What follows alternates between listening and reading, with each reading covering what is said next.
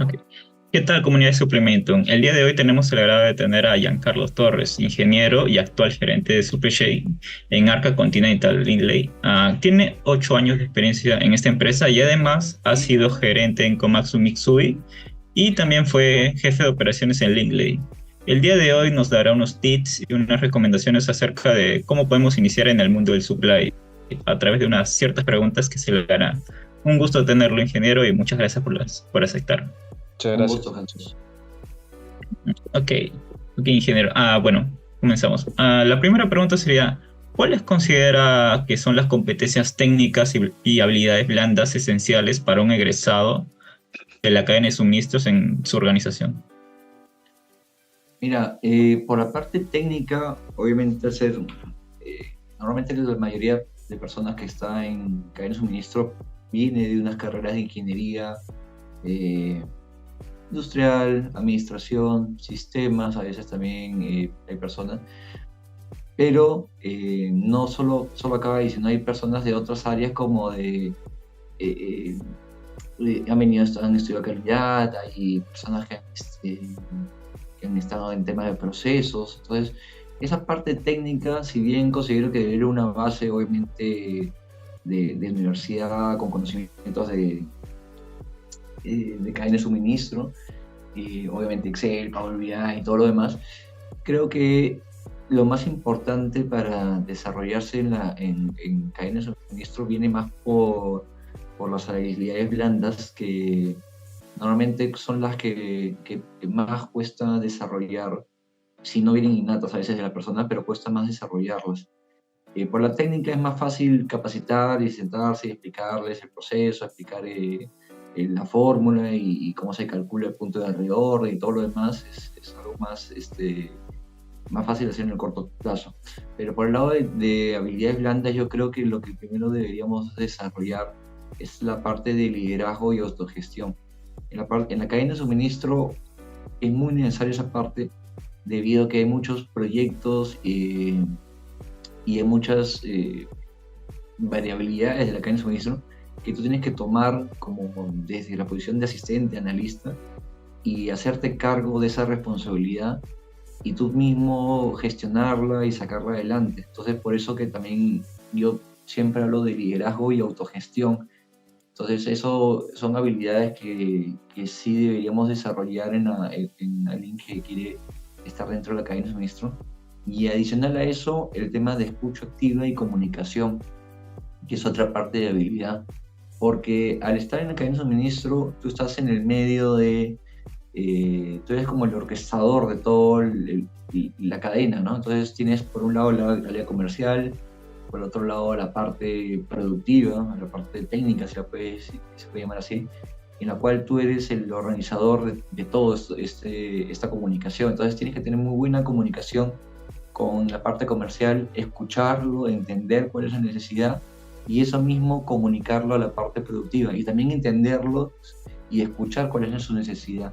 Entonces, y eso va de la mano también con una empatía, ¿no? Tienes que entenderlos a los dos para poder hacer ese equilibrio de la cadena de suministro que es tan importante, ¿no? Entonces yo creo que esas habilidades blandas que he comentado, liderazgo, escucha activa, comunicación y empatía, son las bases para que uno pueda desarrollarse de una buena manera dentro de la cadena de suministro. Interesante. ¿Y estas habilidades blandas como liderazgo, o también comunicación, cómo se puede mejorar? ¿Cómo un egresado puede seguir evolucionando en esto? ¿Algunos tips? Básicamente eso es con prácticas, un buen liderazgo, un buen mentoring, eh, porque esas habilidades blandas, igual que las técnicas, se desarrollan en la cancha, ¿no? Practicando y haciendo uso de ellas. Y obviamente al comienzo te haces equivocar, tienes que aprender, pero lo que tienes que hacer en ese punto y lo que yo recomiendo es siempre tener un mentor, que tal vez no puede ser que no sea tu jefe, puede ser una persona que esté externa de la organización, alguien, inclusive, por ejemplo, en mi caso, yo he sido mentor que yo siempre lo he recomendado y hay muchas personas de otras empresas o de la misma empresa, pero de otras áreas, en las cuales me han elegido como mentor y básicamente vienen con su preocupación, ¿no? Dicen, hoy estoy nuevo, por ejemplo, liderando un equipo y tengo este problema dentro del equipo, y yo les cuento un poco de mis experiencias sobre un caso similar, y con eso le doy algunos tips de cómo deberían comportarse en esa situación, ¿no? Entonces yo creo que lo clave ahí es, uno, eh, practicar, es decir, estar en la cancha. Inclusive a veces yo aconsejo que no todas las prácticas tienen que ser remuneradas, pueden agarrar y si quieres salir y no tienes, por ejemplo, a una empresa que te contrate, de todas maneras hay un familiar o alguien, un amigo que tiene un negocio y le dices, oye, ¿sabes qué?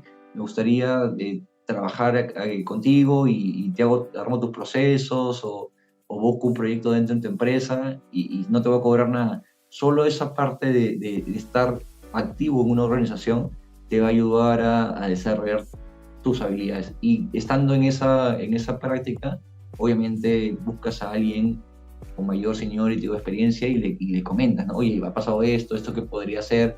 Entonces yo creo que esa es clave, ¿no? La práctica y el soporte con alguien de mayor experiencia para ese feedback, esa comunicación constante, ¿no? Interesante cómo uno puede mejorar, sobre todo en la cancha y también en otros proyectos, no necesariamente empresas, sino en organizaciones que no puedes remunerar.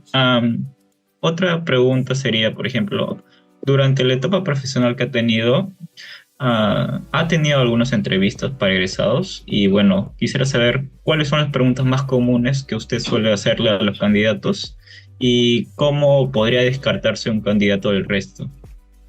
Ok.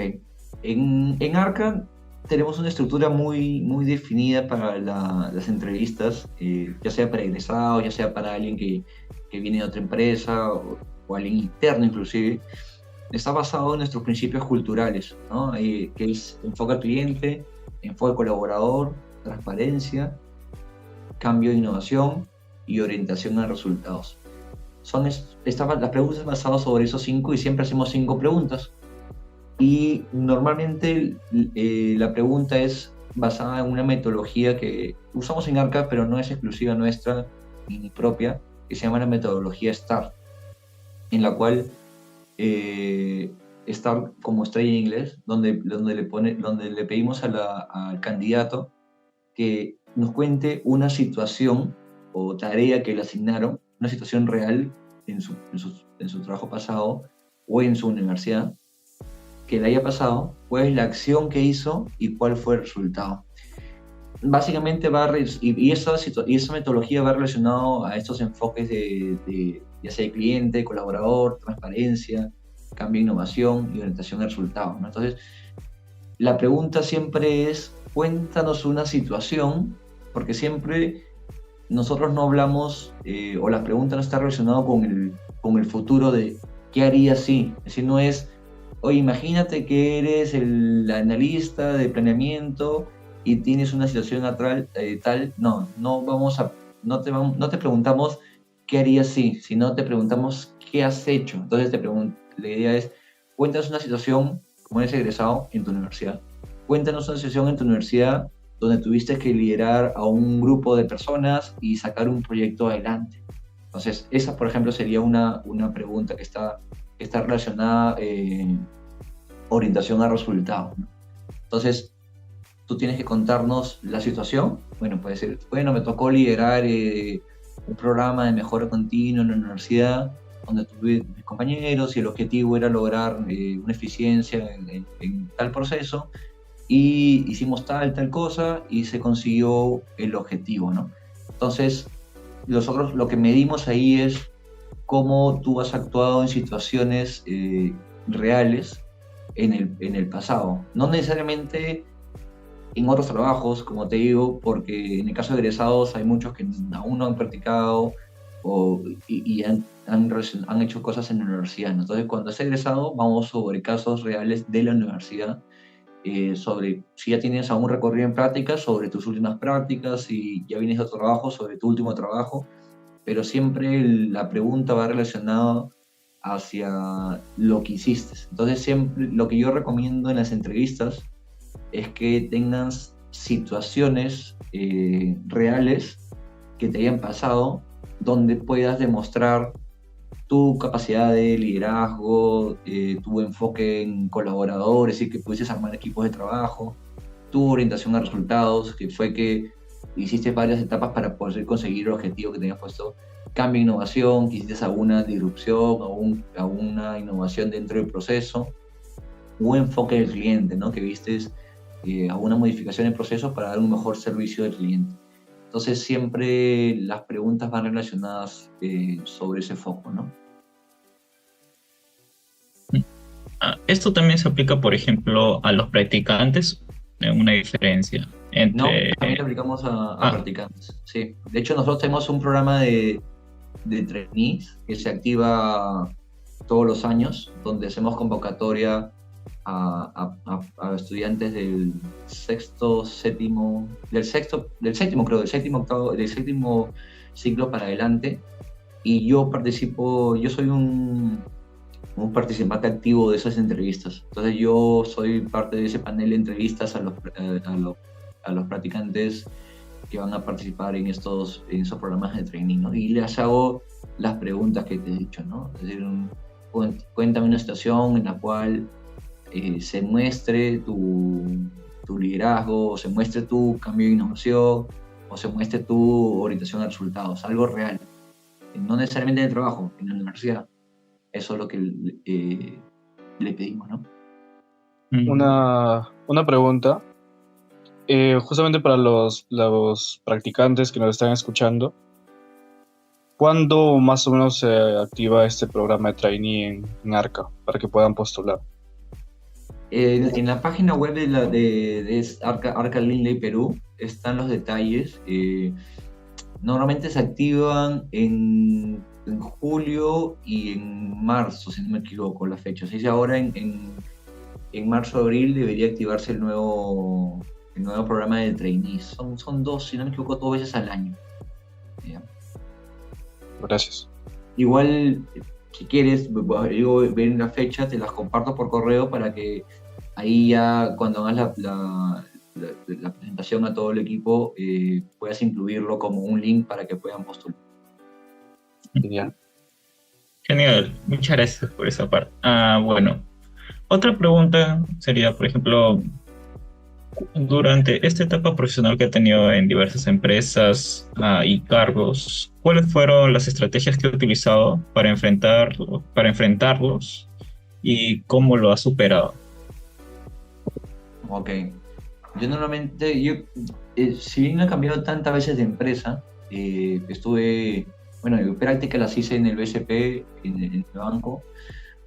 Luego estuve en Ripley, en tiendas por departamento Ripley, y luego en Lindley, y ahí ese año que regresé a Komatsu, fue Komatsu, y después regresé nuevamente a Arca Continental Lindley. Entonces hablamos de empresas no más, pero sí he tenido varios cambios de posiciones dentro de las empresas, ¿no? En Ripley tuve 4 posiciones, acá en Arca tuve 5 posiciones diferentes. Entonces, lo que normalmente hago cuando hago un cambio de posición o cuando me tocó hacer un cambio de empresa es evaluar, la primera estrategia es evaluar con qué posiciones y áreas interactúo. Es decir, mis clientes internos, mis pares, proveedores internos, quién me tiene que dar información, mi equipo de trabajo, los stakeholders, que es como quiénes son los directores, quiénes son las personas que están interesadas en el trabajo que estoy haciendo, para darles visibilidad del trabajo, ¿no? Entonces, eso es lo primero que uno tiene que hacer llegando a una posición, es sentarse y averiguar todo el radio 360 con el cual va a interactuar y en la medida de lo posible tener una reunión con ellos, ¿no? Así, una reunión 1 a 1, sentarse y presentarse. Hola, soy Giancarlo Torres, soy el nuevo practicante del área, hago este proceso, el cual entiendo que le sirve a usted para tomar decisiones. No sé si hay algo más que lo pueda sumar o que podría cambiar de proceso. Entonces, una primera interacción con todas las áreas que están alrededor tuyo. Clientes internos, pares, tu equipo y proveedores. Proveedores internos yo le llamo a los que tú dependes de la información de ellos, ¿no? Entonces, con todos ellos tener esas reuniones es lo primero para establecer los puntos de contacto, ciertas alianzas y conocer realmente cómo apoyarte en el proceso.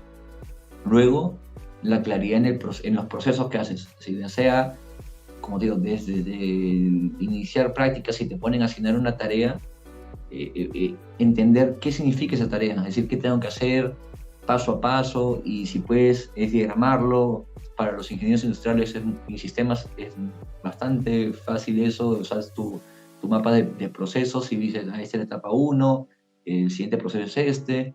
Entonces, sin aprender el proceso actual, si no hay, armarlo. Eso es lo que siempre me ha servido, ya que si no hay un proceso, es difícil que tú puedas mejorar algo. Entonces, es importante que tú armes el proceso, y ya para hacer esa actividad que hay que hacer, paso 1, paso 2, paso 3, paso 4, ok. Lo diagramas, y con eso vas a poder buscar oportunidades y decir, oye, ese paso 3 demora 4 horas, ¿qué tengo que hacer ahí? Tienes que hacer esa optimización, y con eso puedes mejorar el proceso.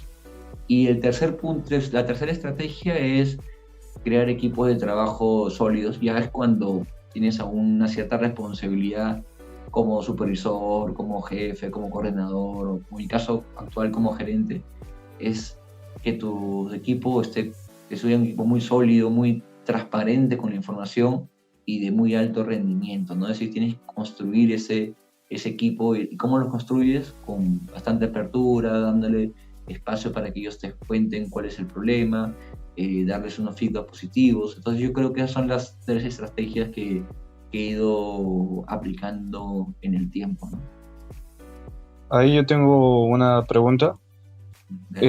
¿Cuál diría usted que ha sido el cambio de puesto más retador para usted? Cuando inició como practicante, cuando asumió como analista, gerente, ¿cuál fue el cambio más retador? El cambio más retador fue cuando salí de Arca, que estaba como una jefatura, en esa época era Linley, era la jefatura de almacén, y pasé a Komatsu Mitsui como una gerencia de Facility Management, que era básicamente relacionado con todo lo que es infraestructura y servicios generales. Porque ahí hay 2 cambios fuertes. Uno es cambio de rubro, porque vienes desde el consumo masivo, que son las bebidas, o consumo, y el consumo retail, que es el que tenía en Ripley, y te vas a un negocio de minería, porque Komatsu Mitsui es una empresa que da servicios a las empresas mineras. Y lo otro es un cambio de área, ¿no? Porque paso de logística, porque ya tenía en Ripley ciertos años viendo logística, en Arca Linley también te envían logística, y paso a un área que ve infraestructura, cuales sus 2 áreas principales eran infraestructura, que era el desarrollo de nuevos almacenes, como arquitectos y ingenieros, todo lo demás, y por otro lado un servicio de servicios generales, donde estaba mantenimiento, comedor, limpieza, de todos los sites que había a nivel del país, ¿no? Entonces, yo creo que eso fue lo más retador, y fue donde aprendí las 2 primeras estrategias que les he contado, ¿no? La primera es entender todo el aspecto de las interacciones que iba a tener, ¿no? A quiénes les estoy aportando, quiénes son mis clientes internos, los pares, a quién me tengo que apoyar para información, y aprender un poco de proveedores también en ese caso, porque como se veía la parte de infraestructura, también veía proveedores de construcción. Entonces, esa fue la parte difícil, porque era un negocio que yo no conocía, y ahí me costó ese aprendizaje. Y ahí luego los procesos, que también, si vas en logística, en diferentes industrias, los procesos son muy similares, pero ya diante a un área de facility, como le estaba comentando, de infraestructura y de construcción, porque básicamente hacíamos centros de distribuciones, almacenes. Ahí es donde cambia también los procesos conocidos. Entonces tuve que aprender los procesos. Entonces yo creo que esa etapa que pasé primero de jefatura a gerencia, cambié de área, porque pasé de logística a infraestructura, y por último de rubro, ¿no? Que pasé de consumo masivo a minería. Entonces yo creo que esos tres cambios al mismo tiempo fueron lo más difícil en mi carrera, ¿no? Interesante cómo tuvo ese gran desafío de cambio de rumbo, sobre todo. Gracias. Bueno, otra pregunta sería, por ejemplo, ¿podría compartirnos algunos errores que haya cometido a lo largo de su carrera y cómo aplicaría su experiencia actual para evitar estos desafíos, por ejemplo, en un futuro? Sí, y no me voy a ir tan lejos de la experiencia atrás, porque uno siempre, parte del día a día, tener algunas oportunidades en el trabajo, ¿no? Y de esas aprender y desarrollar una nueva estrategia para enfrentar los desafíos. Y me acuerdo una que tuve como cuando recién asumí la gerencia de Supply, que fueron hace 3 años, casi 4 años, que asumí la gerencia de Supply de planeamiento de cadena de suministro aquí en Arca. Dentro de las responsabilidades que tengo una responsabilidad que es definir todos los equipos de trabajo para la línea de producción de las 6 plantas a nivel Perú. Esto quiere decir que yo mensualmente tengo una reunión con los directores de la compañía y con los gerentes de planta, donde presento con qué headcount, con qué equipos de trabajo ellos van a trabajar los siguientes meses para alcanzar un volumen productivo definido, ¿no? Entonces yo le digo, por ejemplo, planta Pucusana, tú para este mes vas a trabajar con 14 equipos y tienes un volumen de, no sé, 30 millones de cajas unitarias, ¿no? Entonces, eso yo lo presento todos los meses y es la planificación de personal que se tiene que cumplir en cada una de las plantas. Entonces, ¿qué pasó? En la primera reunión, que recién tenía un mes, creo, de haber llegado a la posición, mi equipo me preparó los resultados, armamos la propuesta de equipos de trabajo y simplemente con la información de mi equipo que me habían preparado sin mayor cuestionamiento de mi parte, porque entendía la especialización que tenía mi equipo, fui a esta presentación con los directores y los gerentes de planta, que participa también el gerente general, y presenté los resultados, ¿no? Dije ya, para el siguiente mes, yo entré en marzo, eso para abril, para el mes de abril vamos a tener que tener este equipo, esta cantidad de personas para este volumen y esto por planta, ¿no? Y lo que pasó ahí es que comenzaron a salir muchos cuestionamientos de los gerentes de planta, diciendo, levantó la mano el de Pucusana y dijo, oye, pero no, esa gente no me va a alcanzar, yo necesito más gente, el año pasado tuve, no sé, 10% más de personas, ¿por qué se me ha reducido? Salió el de la planta Zárate con un mensaje similar, también salió la planta Trujillo con otro cuestionamiento similar. Entonces me encontré en la reunión con varios cuestionamientos sobre la planificación que se había hecho de los recursos. La conclusión de la reunión, tuve que cerrar la reunión diciendo, ¿sabes qué? Vamos a revisar los inputs que nos han dado, los puntos para revisar, y voy a tener que agendar otra reunión para presentarles los resultados finales. Entonces, básicamente no se pudo concluir nada en esa reunión de los recursos que se tendrían que hacer para el siguiente mes. Entonces ahí, obviamente ya regresando, evaluando un poco qué es lo que no se hizo bien, es que ahí faltó, y no apliqué en su momento una de las estrategias que había aplicado en Komatsu en ese momento, que es conocer a los usuarios o stakeholders que interactúan con Miele, que básicamente son los gerentes de planta. Los conocía porque ya había trabajado en Miele, entonces interactuaba con ellos, pero no tuve esa interacción de trabajo para entender, oye, voy a presentar esto, qué input desde tu lado crees que debería considerar, es más, es menos, para yo hacer los ajustes y entender cuál es su racional y llegar a la reunión más preparado y alineado con todos, ¿no? Entonces, desde esa fecha, lo que hago previo a todas estas reuniones es tener sesiones muy cortas de alineamiento con cada uno de los gerentes de planta. Son 6 gerentes de planta, y ya, obviamente, ahorita ya entiendo cuáles son todos sus racionales, cuando ellos piensan que deberían tener más o menos gente. Y llego a esa reunión con cada una de las plantas, reunión de 20 minutos, donde digo, mira, gerente de planta Pocusana, el headcount es para este volumen, por esto, este es racional, esta es la utilización de línea, y él básicamente me hace ajustes menores, o no, esa no es la utilización, uso una utilización menor, y hacemos esos ajustes menores. Con ese número ya me voy a la reunión, y al final ya tengo las 6 plantas alineadas individualmente.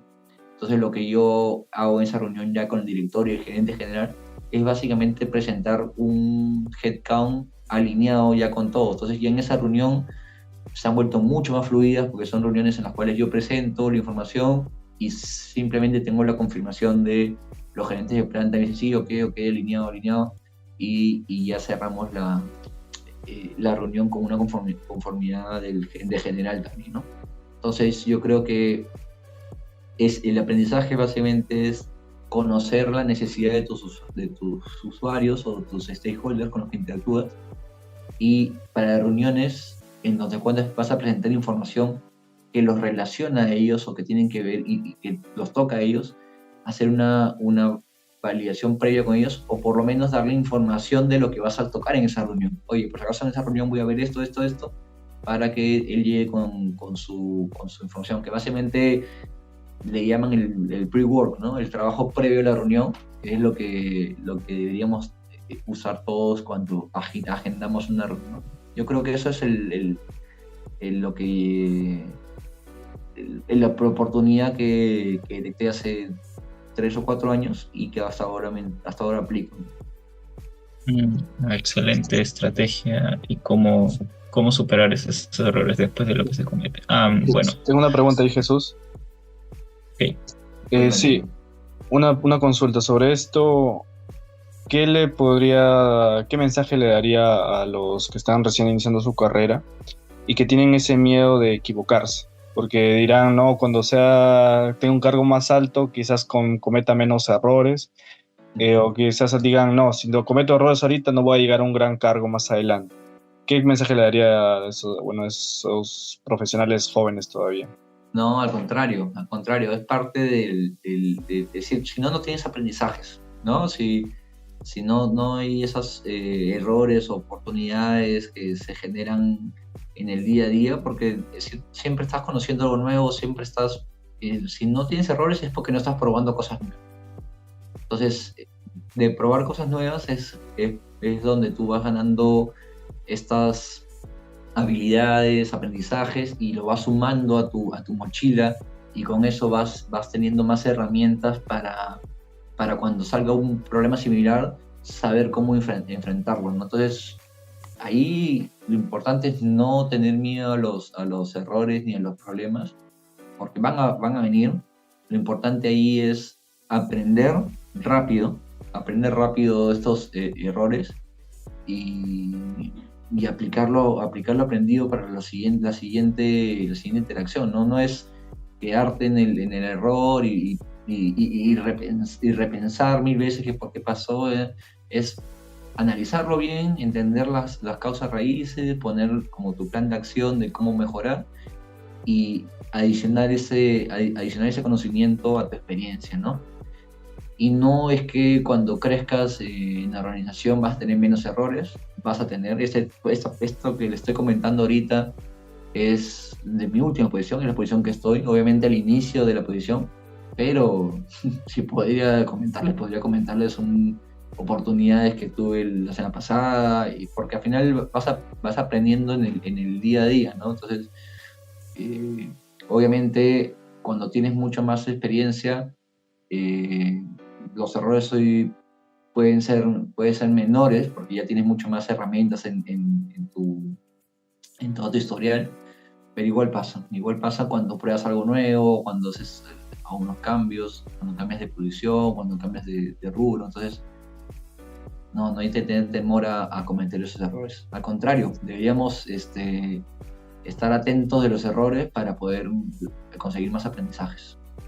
Ok, y sobre esto, tengo algunos compañeros que ya están practicando y a veces me comentan, Luis, me equivoqué en esto, y yo le comento, ¿le preguntaste a tu jefe algo o le dijiste que te has equivocado? Me dicen, no, prefiero solucionarlo por mí mismo y luego le comento. O a veces no le comento. O también tengo otros compañeros que dicen, cometí un error, yo le digo, ¿lo solucionaste? No, primero le voy a comentar a mi jefe. ¿Cuál usted considera que es la mejor alternativa? Lo primero es, obviamente, entender rápidamente, pues los tiempos son tienen que ser muy justos, ¿no? Es decir, obviamente, sucede el error, es entender qué pasó primero, porque si vas a tu jefe, no vas a hacer ni siquiera explicarle qué pasó. Entender qué pasó hasta donde te alcance el conocimiento de ese momento, porque de repente hay cosas técnicas que no sé si, oye, pasó esto, por esto, pero más allá no tengo el alcance, ayúdame, ¿no? Entonces, yo creo que esa es la primera parte, entender qué pasó, esbozar algunos planes de solución en la cabeza y sí comunicarlo. Es decir, en algunos negocios como consumo masivo, a veces las cosas son muy rápidas y tienes que tomar decisiones en el corto plazo. Entonces, es identificar qué pasó, entenderlo, esbozar alguna plan de solución y juntarte con tu jefe, porque siempre la experiencia ayuda mucho en estos temas cuando aparece un problema, ¿no? Entonces, yo también lo hago ahorita, en la posición de gerente de supply, cuando hay un problema grande, entiendo qué pasó, esbozo un par de soluciones, digo, estos son los caminos de solución, y voy y busco a mi jefe, que es el director de logística. Digo, Richard, este es el problema, tengo estas dos opciones, ya están avanzando, ¿cuál es tu recomendación? ¿No? Y siempre hay esa oportunidad en que tú aprendas algo más de la persona que es tu líder en ese momento, ¿no? Entonces, y la clave es la transparencia, muchachos. Es decir, no sirve nada quedarte con la información, ocultarla, después cuento. No, es decir, acá la clave es la transparencia de la información. Es decir, pasó esto, fue mi error, asumo, no fue porque no conocía o por esto, pero la clave cuando hay un problema es la transparencia al 100%. Muchas gracias. Bueno, continuando con las preguntas. Bueno, ¿cuáles, creo, bueno, en este caso, qué tipo de programas de entrenamiento o desarrollo profesional proporciona a su equipo de trabajo y cómo le ayuda a mejorar en sus roles? Y acá en ARCAT nos preocupamos mucho por ese desarrollo profesional. Es decir, la herramienta más conocida que usamos tenemos LinkedIn Learning, que es una plataforma de LinkedIn donde hay cursos, ya sean de habilidades blandas o de técnicas, donde las personas entran y adquieren ese conocimiento. Son videos, algunos cortos, algunos medianos, hay cursos completos, por ejemplo en Power BI hay cursos completos, o Machine Learning, hay ciertos cursos en los cuales tú puedes acceder y capacitarte, ¿no? No está habilitado para el 100% de las personas. Normalmente lo que hacemos es habilitárselo a las personas que tienen mayor desempeño o han tenido un resultado positivo en los últimos meses. Lo habilitamos, se lo damos por un periodo de 6 meses, un año, para que aumente sus capacidades, y ahí lo vamos rotando para otras personas. No tenemos las licencias para todos, pero tenemos una buena cantidad de licencias que podemos dar para ese desarrollo de las capacidades. Otro programa que tenemos es el programa de mentoring que les comenté. Es un programa que nosotros manejamos en la empresa, en la cual definimos mentores, que son básicamente directores o gerentes, y se apuntan mentees, que pueden ser analistas o jefes. Entonces ya el área de capital humano hace la conexión entre los mentees y los mentores, para que en un periodo de 3 o 4 meses, creo que dura el programa, estén reuniones mensuales, o 2 veces por mes, si no me equivoco, 2 veces por mes, en las cuales este mentee le va comentando todas las dudas o los aprendizajes, o las dudas o errores o problemas que no puede solucionar, para que el mentor le dé como que una guía por donde, más que una guía, les da como que los pasos contando la experiencia. Hoy yo hice este punto, te recomiendo hacer este punto, pero tratar de darle guiarlo, más que darle consejo, es decir, y tal vez guiarlo con preguntas, decirle, por ejemplo, oye Jesús, pero tú, ¿cuál crees que ha sido el problema con tu equipo? O con ese proyecto que te asignaron, y dices, no, es que no tengo tiempo, pero ¿por qué no tienes tiempo? Entonces tratas de buscar un poco, el mentor trata de buscar el problema y darle una solución, una ayuda a la solución para que este mismo mentí consiga esta solución y esta mejora en sus habilidades, ya sean técnicas o blandas. Básicamente casi siempre están enfocadas más a blandas, ¿no? que las técnicas. Ese es el programa de mentoring que manejamos. Y por último, bueno, tenemos dos más, que es el programa de feedback recurrente. Eso sí es para todas las posiciones. Ahí formalmente se tienen que hacer 4 reuniones al año de retroalimentación con tu jefe directo, en los cuales obviamente tienes que hablar de tu alcance de objetivos, cómo te fue, qué oportunidades tienes, qué ha sido lo resaltante de tu trabajo. Y es una comunicación ida y vuelta, ¿no? Tú mismo le comentas a tu jefe qué oportunidades ves en él, qué cosas buenas ves en él, y es una comunicación abierta que eso te ayuda a desarrollar también habilidades blandas. Y por último, tenemos cursos puntuales en conocimientos técnicos, ya sea un curso de Power BI o ya sea un curso de software de planificación de cadena de suministro. Ya depende de tu posición, a veces hacemos cursos particulares o charlas o congresos que son ya terceros que los contratamos para que sumen a la capacitación de las personas, ¿no? Eso sería el programa que tenemos en Global de acá, ¿no? Interesante, ingeniero. Y bueno, ya para concluir, tenemos la última pregunta, que es, ¿qué consejos daría a alguien que está iniciando en esta industria y que aspira a un puesto similar al suyo? A ver, ahí lo primero es que yo les recomiendo tener por lo menos, ya sea en prácticas, como les dije, pagadas o no pagadas, es tener experiencia en dos o más industrias, y también ya industrias o áreas, ¿no? Es decir, no puede ser en una minería y en industrial o textil y ¿cómo se llama? Y retail, o textil y consumo masivo, o textil y construcción. Entonces sí recomiendo que tengan, o banca, como fue mi caso. Yo comencé en banca, en el BCP, que estuve casi 2 años con prácticas pre y profesionales, y ahí fue donde decidí que no me gustaba la banca. y con la logística me llamó más, que fue mi tercera práctica, que fue en logística, que fue en Ripley, y ahí es donde descubrí que este ambiente me gustaba más, y tomé esa decisión. Entonces, una de las recomendaciones es: traten de su experiencia, como digo, no necesariamente prácticas pagadas, sino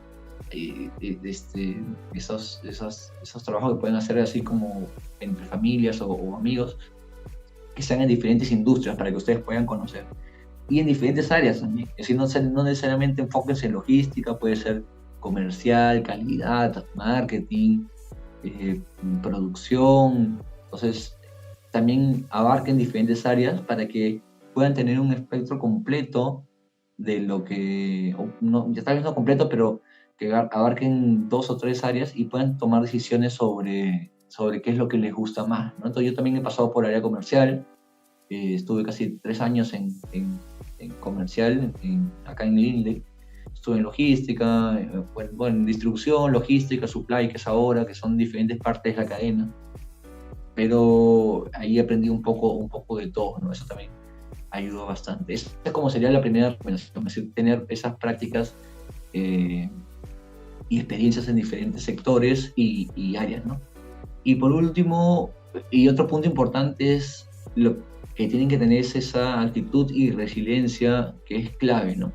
no todo va a salir bien. Creo que ya lo comenté hace una pregunta que dijo Luis, ¿no? Es decir, si se cometen errores, va a pasar. Entonces tú tienes que tener la actitud de sobreponerte a esos errores. Todo es cambiante, en supply chain y en la logística es muy cambiante. Hay variables que salen de un día para otro y que tienes que tomar decisiones y tal vez cambie todo tu plan que has definido. Entonces no tienes que frustrarte por esos puntos, sino tener esa resiliencia, que es el nombre que está como de común, que se le dice a ese punto de volver a salir adelante versus cuando tienes algún problema o efecto negativo que ha pasado en tu trabajo, en tu vida, ¿no? Entonces es aprender los errores, replantearte y volver y salir nuevamente al ataque, ¿no? Entonces yo creo que esos son los dos consejos que le daría. Practiquen en todo lo que puedan para que encuentren su área y sector ideal, y luego la actitud y la resiliencia, que es pasen los problemas, no se desanimen, aprendan y para adelante nuevamente, aprendan y para adelante. Eso yo creo que es la clave para crecer en esta industria, y en esta área de cadena de suministro, ¿no? La verdad que sí es muy interesante y como la forma de hacer, ponerte de tus errores para adelante y ser mejor cada día. Bueno, estas serían las preguntas. Luigi, ¿tienes alguna pregunta para el ingeniero? Sí, ahí tenemos siempre unas preguntas bonus fuera de las preguntas que le envía Jesús. Bueno, mi pregunta sería, veo que en su perfil que usted ha cursado un MBA en la Universidad de Piura. Si pudiera dar unos 2 o 3 beneficios tangibles que ha logrado de este MBA, ¿cuáles serían? A ver, el primer, normalmente un MBA diferentes tipos de profesionales, es decir, diferentes carreras. No es como una maestría, por ejemplo, de supply chain, donde casi todos son administradores o ingenieros industriales y todos están en ese rubro de supply chain.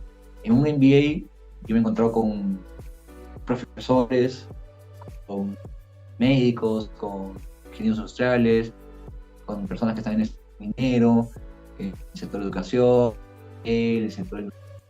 Entonces, y cada uno en las clases, y lo más importante de estas maestrías es la interacción y las experiencias de las otras personas. Uno puede, en caso,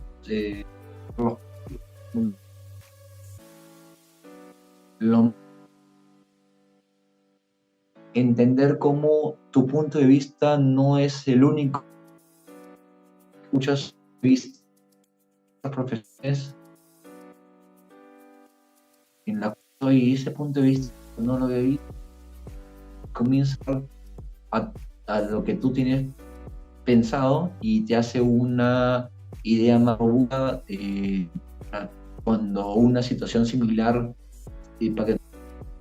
Yo creo que ese es uno de los puntos más importantes de la maestría. Los conocimientos técnicos ayudan, como conocimientos de financieros que te ayudan a sumar tus habilidades que has aprendido en la universidad. Pero ya, por ejemplo, un administrador, un ingeniero industrial, la información que te da un MBA tal vez podría irse a algunas cosas en la universidad. Entonces, lo más importante ahí es escuchar las experiencias de los otros participantes del MBA, ¿no? Yo creo que eso es lo más, el mayor beneficio que pueden conseguirle a un MBA. Y otro es el networking que le dicen, ¿no? El contacto con las personas, porque tienes, fuera de que ganas esa experiencia, también tienes a personas que están en otro sector, en los cuales se ven tus compañeros, a los cuales tú puedes hacerle ciertas cosas en un momento, o un apoyo, por ejemplo, tengo un amigo que está en Nestlé y conversando vimos que había no de negocio, sino una oportunidad de interactuar las dos empresas buscando un beneficio mutuo, ¿no? Entonces salen estas ideas entre empresas que te ayudan a mejorar la empresa en que estás y también conocimientos, ¿no? Yo creo que esos son las dos variables, el aprendizaje de las experiencias y el networking que construyes, ¿no? Muchas gracias. Jesús, ¿tú tienes una pregunta adicional? Bueno, ya con esa pregunta y la verdad que y sobre todo conocer noticias ha sido mi conocer nuevas cosas distintas a las que tú sabes. La verdad que fue una gran entrevista, ingeniero, y fue un gusto tenerlo por todo. Un gusto Mucho también. gusto, como le dije inicialmente a Luis y a todos, déjenme buscar la información el link para las postulaciones para estos programas de trainee. Esos programas de trainee son muy buenos y yo siempre los recomiendo. No porque sea parte de ese programa, porque a mí me hubiera gustado tener una experiencia similar cuando era estudiante o egresado o estaba a punto de egresar, ¿no? Es una experiencia que casi, inclusive solo la postulación, es la experiencia, porque obviamente es un bloque muy grande de postulantes que pasan ciertas entrevistas y que esa ya es una parte de experiencia, porque ya tienes tus primeras entrevistas y una entrevista formal, como les contaba, los procesos. Luego, si quedas dentro del grupo creo que quedan 50 personas que entran en el primer bloque, entran a los cuales los principales gerentes de la empresa, uno de los frentes que veo yo que es cadena de suministro, hacemos cursos. Si nosotros hacemos presentaciones de casi 2 o 3 horas a estos 50 postulantes, todo lo que es cadena de suministro de arco ambiental, las etapas, los procesos, hay un curso de calidad, hay un curso de marketing, hay un curso de comercial, hay un curso de precios, de seguridad y de capital humano, hay 2 cursos de capital humano. Entonces, 9 cursos o 10 cursos que se dictan en ese periodo de 2 semanas, en los cuales para esas 50 personas que han sido seleccionadas es muy buena información.